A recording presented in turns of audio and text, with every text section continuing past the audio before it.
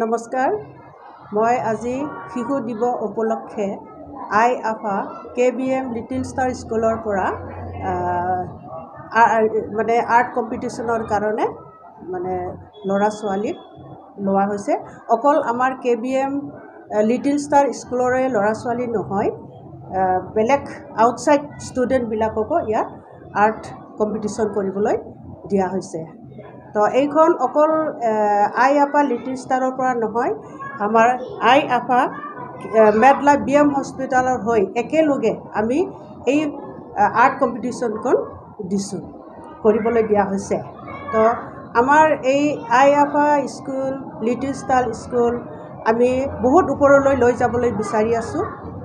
তো আমি premium school কৰিবলৈ ওলাই আছোঁ, আমাৰ বেক ছাইডত এতিয়া আমি সেইটোৰ কাৰণে প্ৰজেক্ট এটা কৰি আছে। তো সকলোৱে ইচ্ছুক নিজৰ ল'ৰা ছোৱালীক এইখন আফা লিটিল ষ্টাৰ স্কুলত পঢ়াবলৈ দিব পাৰিব। যাৰ ইচ্ছা আছে ইহঁতে ফোন নম্বৰ ল'ব পাৰিব। আৰু এই স্কুলখনত আমি অকল ষ্টুডেণ্টৰ কাৰণে নহয়, আমাৰ ইয়াত ডে কেয়াৰৰো চলি আছে। ডে কেয়াৰ হয়, যিবিলাক মা দেউতা চাকৰি কৰে সেইবিলাকৰ ল'ৰা ছোৱালীক আমি ইয়াত 2.5 ইয়াৰ্ছৰ পৰা এডমিশ্যন কৰা হয়। তো 8 to 5 লৈকে সেইটো ইয়াত থকাৰ ব্যৱস্থাও আছে, খোৱা চিষ্টাৰহঁত আছে, তাৰপিছত স্কুল ৰিপ্ৰেজেণ্টেটিভ আছে, সেইবিলাকে যত্ন লয়। গতিকে ইচ্ছুক গাৰ্জেনবিলাকে এইখন স্কুলত এডমিশ্যন ল'বলৈ যদি খোজে, আমাৰ ইয়াতে এটা কণ্টেক্ট নম্বৰ পাব। সেই কণ্টেক্ট নম্বৰত ফোন কৰি বা ইয়াত আহি পেলাই ল'ব পাৰিব।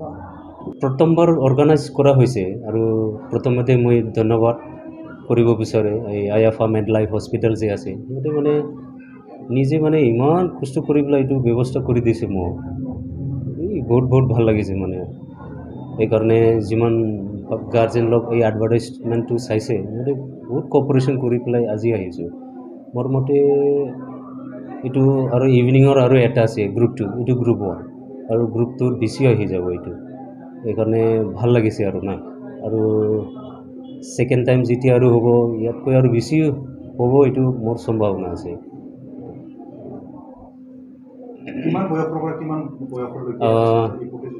এতিয়া যি হৈ আছে এইটো গ্ৰুপ 1, 2 years 5, 2 to 5 years।